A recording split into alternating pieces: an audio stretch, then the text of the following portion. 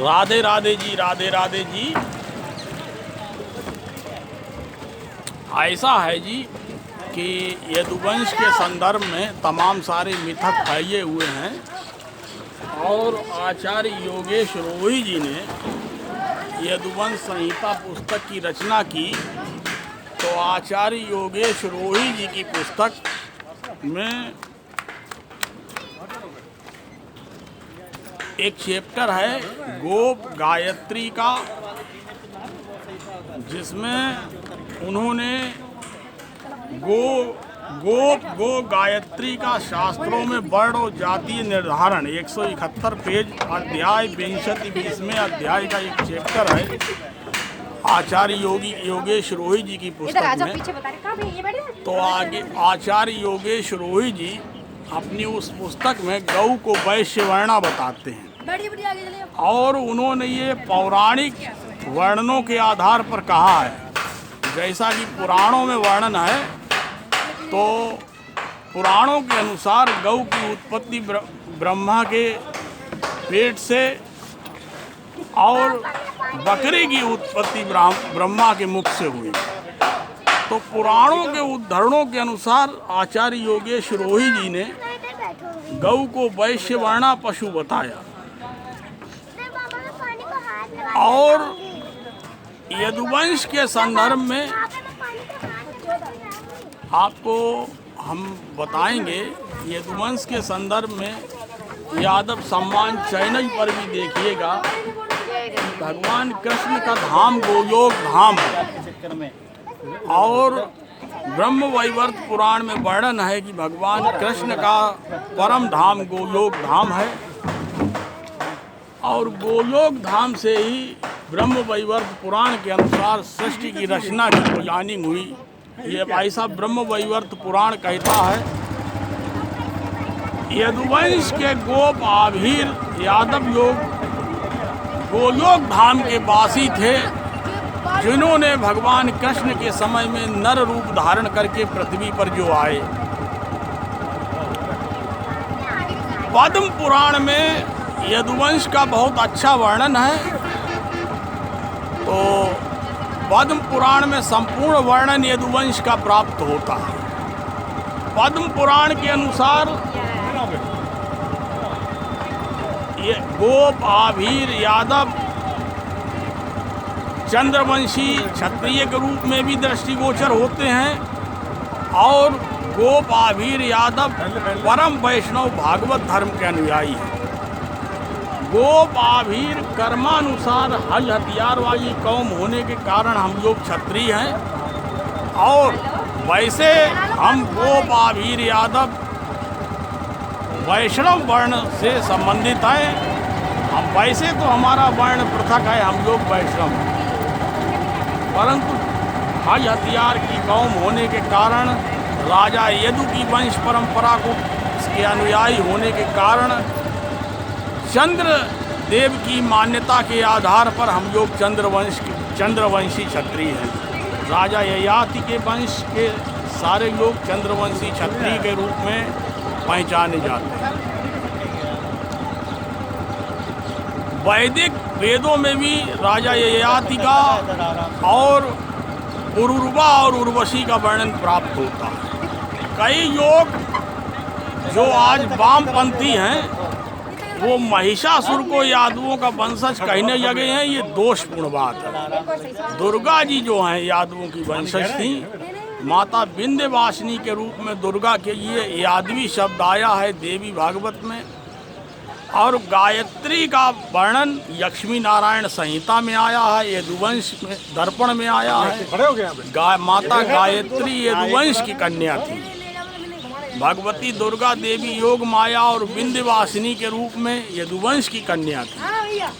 तो उनका वर्णन लक्ष्मी नारायण संहिता में है, तमाम पुराण ग्रंथों में है, वैदिक साहित्य में है और उसी के अनुसार यदुवंश का वर्णन जो है वेद पुराण, पद्म पुराण, ब्रह्म वैवर्त पुराण इत्यादि के अनुसार यदुवंश संहिता में आचार्य योगेश कुमार रोही और माता प्रसाद जी ने वर्णन किया है। बड़ा अच्छा वर्णन यदुवंश का, गोप आभीर वंश का उन्होंने किया है।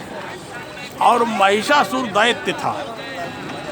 आर्य रक्त का वर्णन, आर्य कृषक थे, आर्य रक्त का वर्णन, राजा ययाति के यदुवंश का वर्णन बहुत सटीक यदि आपको पढ़ना है तो यदुवंश संहिता में पढ़िए।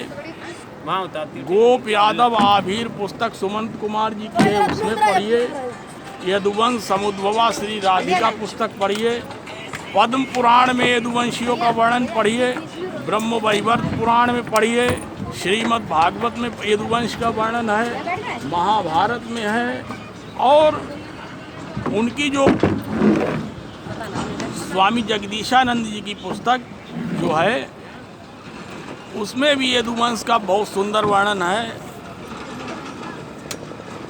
स्वामी जगदीशानंद की पुस्तक यदुवंश दर्पण में। और यदुवंश के संदर्भ में जो मिथक फैलाए जा रहे हैं उनसे दूर रहिए। महिषासुर दैत्य था, यदुवंशी नहीं था। देवी दुर्गा का यादवी के रूप में वर्णन है देवी भागवत में, विंध्यवासिनी के रूप में, और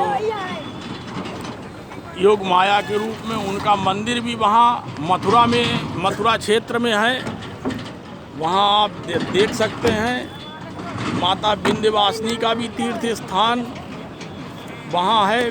विंध्याचल पर्वत पर एक विंध्यवासिनी का तीर्थ स्थान जो है वहाँ भी है, दिल्ली में भी।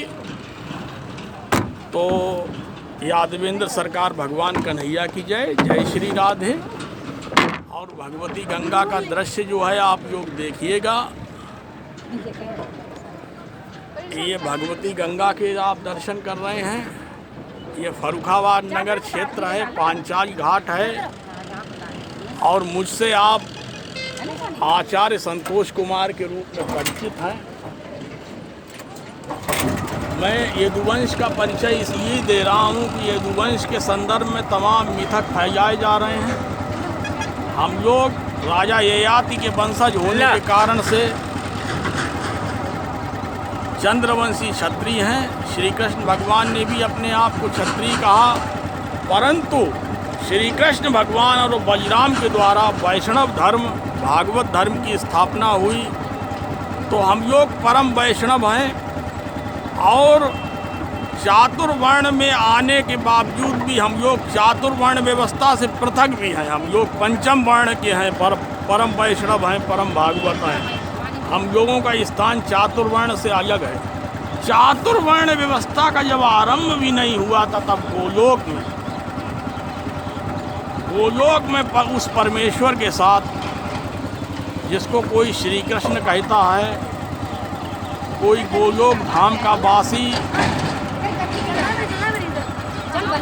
महानारायण कहता है, तो गोलोक धाम के वासी भगवान श्री कृष्ण के साथ, भगवती राधा के साथ गोलोक धाम में हमारे यदुवंशी गोप आभीर, तब हम लोग गोप आभीर अहीर गोलोक धाम में वास कर रहे थे।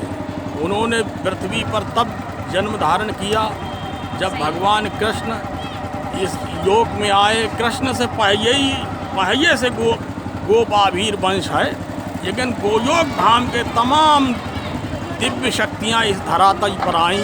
भगवान कृष्ण के साथ तमाम देवताओं ने अवतार धारण किया भगवान कृष्ण के साथ। तो यदुवंशी देवताओं के वंशज हैं। और आर्य के रूप में यदि देखा जाए तो विशुद्ध आर्य रक्त के हैं। यदुवंश का अस्तित्व, गोप आभीर वंश का अस्तित्व चातुर्वर्ण व्यवस्था के आरंभ से पूर्व भी है और पश्चात भी है। तो चातुर्वर्ण में यदि कोई गिनती करे तो क्षत्रिय वर्ण में स्थान है, और वैसे परम वैष्णव के आधार पर, परम भागवत के आधार पर हम लोगों का स्थान क्षत्रिय ब्राह्मण इन सबसे सर्वोच्च है। क्योंकि यदुवंशियों के अंदर क्षत्रिय धर्म की तो प्रतिभा है ही है। उनके अंदर भगवान कृष्ण ने ब्राह्मणत्व की भी भूमिका निभाई। उन्होंने 18 दिन जो गीता का उपदेश दिया, उस माध्यम से उन्होंने परम ब्राह्मणत्व का रोल प्ले किया। और उन्होंने जो जहाँ जहाँ वीरता दिखाई, जिन जिन दैत्यों का वध किया, वहाँ परम क्षत्रियत्व का किरदार निभाया। तो उनके किरदार में ब्राह्मणत्व, क्षत्रियत्व सभी कुछ दृष्टिगोचर होता है। और यदुवंशियों का जो किरदार है वैष्णव के रूप में, उसमें ब्राह्मणत्व और क्षत्रियत्व सभी कुछ समाविष्ट है, सभी की समष्टि है। और मैंने जो ये चंदन येप लगाया हुआ है, कोई कहेगा ये शायद शैव परंपरा का है, तो ये शैव परंपरा का नहीं है। ये तो मैंने शैव परंपरा और वैष्णव परंपरा में सामंजस्य स्थापित करने के लिए लगाया है। मैंने शैव और वैष्णव परंपरा का विचार करके इस तरह का येप नहीं लगाया। वैसे वैष्णव परंपरा में ऊर्ध्व पुंड धारण किया जाता है, परंतु ऊर्ध्व पुंड न धारण करते हुए मैंने शैव और वैष्णव परंपरा में सामंजस्य दर्शाया। जय श्री राधे जी। भगवती गंगा के दर्शन करिए।